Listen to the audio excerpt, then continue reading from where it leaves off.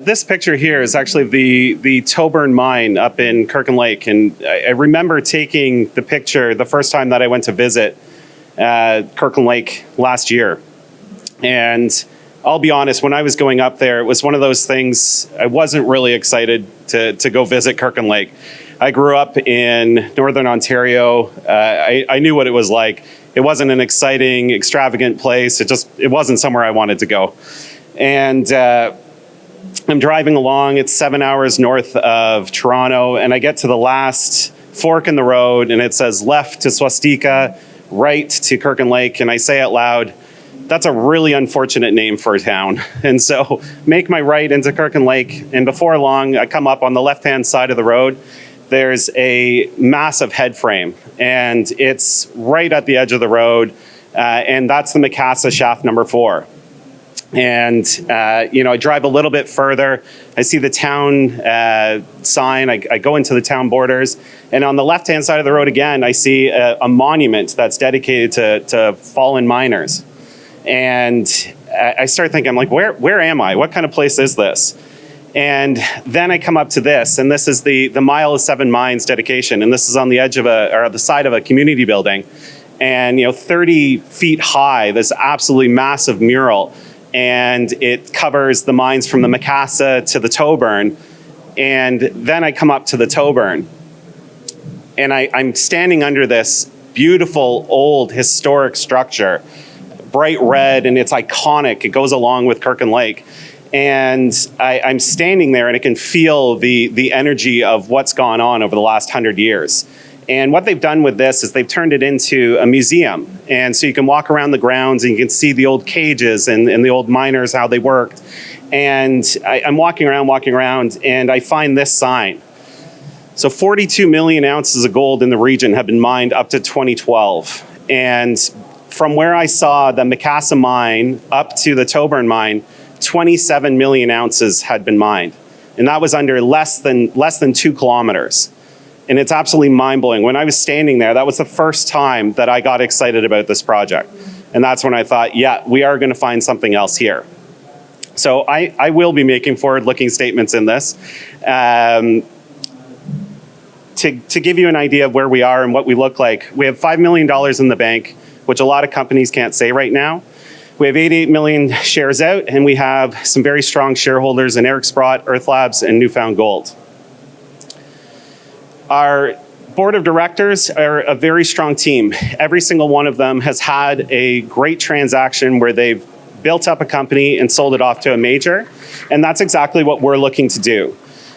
We share borders with a lot of great companies because they're all in the Abitibi Greenstone Belt. So along the southern border here is the Larder Lake Cadillac Deformation Zone, and you can see us with that white star, and that's Kirkland Lake.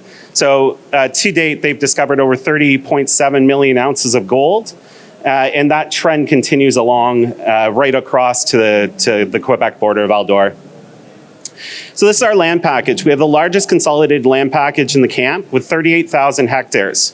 As I said, it's a century-old mining camp. It's been around a long time, and all those things I was talking about there, you can see the Macassa mine down here and then continuing up, and those dots there are the 2 kilometers that I was talking about.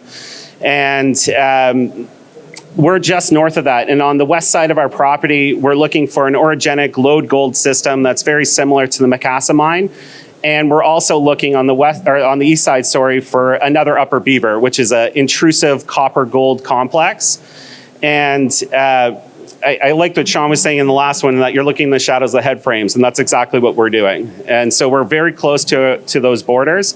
We have Eldorado Gold that's between our land package. We have Agnico south of us, and we have Mag Silver that's just to the east. We were lucky enough that Metal Earth did a massive study where they had $100 million of research and development, and they're basically looking to figure out why is the Larder Lake Cadillac Deformation Zone so well endowed. And so you can see at C1 there, that's the Larder Lake Cadillac Deformation Zone. And you can see that it's deep-seated. The seismic study and the MT study basically show that it goes connected all the way down into the mantle of the Earth. What we were excited about is that this transect ran right across our property. And so that red line that's going up and down there, That's that transect. And so they ran geophysics, they ran magnetotelluric, they ran seismic, and spent millions and millions of dollars. And we were fortunate enough as a small junior miner company to take advantage of this. And what they showed is that the Mulvin Lake, the MLF, is deep-seated as well. And those are those two blue lines that go across the property there. And so that really told us that, okay, this is deeply connected to the mantle. There's going to be gold-rich fluids that are coming up with this. This is something we can get excited about. This is the Lucky Strike property, and we flew high-resolution geophysics over the property this summer. And from that, the hurricane zone really popped out. Is this oval-shaped intrusive surrounded by a magnetic high, and it mimicked exactly what the Lucky Strike, or sorry, what the Upper Beaver looked like. When we got out there and got to kick some rocks, we found that over the 3 kilometer by 7 kilometer area, there was copper and gold throughout it. And that's what we got really excited about. The two areas of major interest are the Jensen zone, which is to the east, and then for that one we had up to 2 grams per ton gold and 0.7% copper at surface. And then the other one that we were really interested in was the Whiskey Jack. And the Whiskey Jack numbers didn't return as high as we had hoped, but the alteration of the rocks was so extreme that they couldn't recognize what the rock was. And so that means there's a really good heat source, good hydrothermal fluids, and that's what we want in this type of system. And so we're actually in the process of testing this as we speak. So today we have our First Nation partners and our geologists spotting holes, making sure that everything's appropriate, and we're going to be commencing a 4,000 meter drill program soon.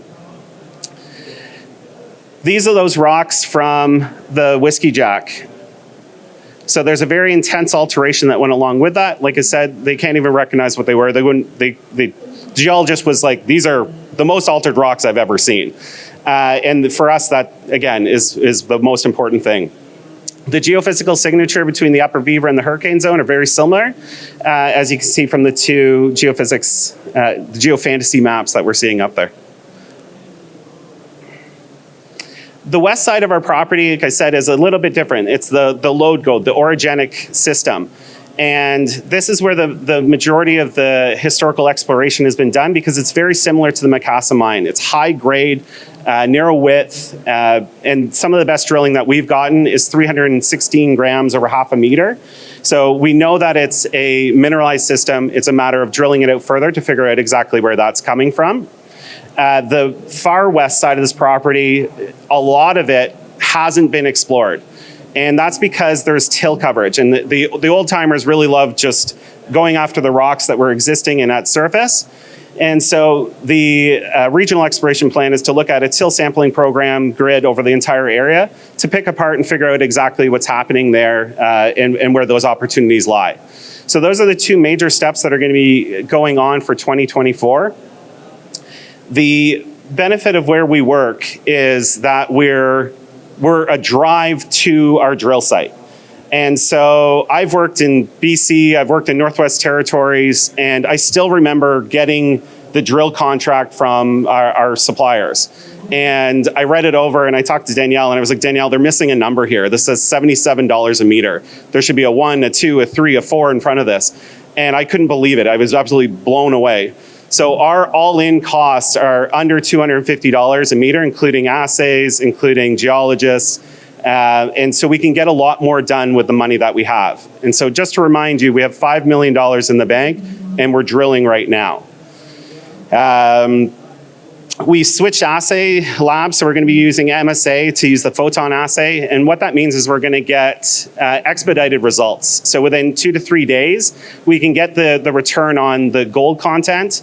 And then that's going to be sent off to Vancouver from Kirkland Lake to do the multi-element assay, which will take a few weeks. But it allows us to fine tune our targeting with those immediate returns, which is really exciting for us. So unfortunately, I'm out of time, but like I said, I'm in booth 734. So if you have any questions or you want to get into more of the technical guts of the story, by all means, please come by and I'd be happy to talk to you.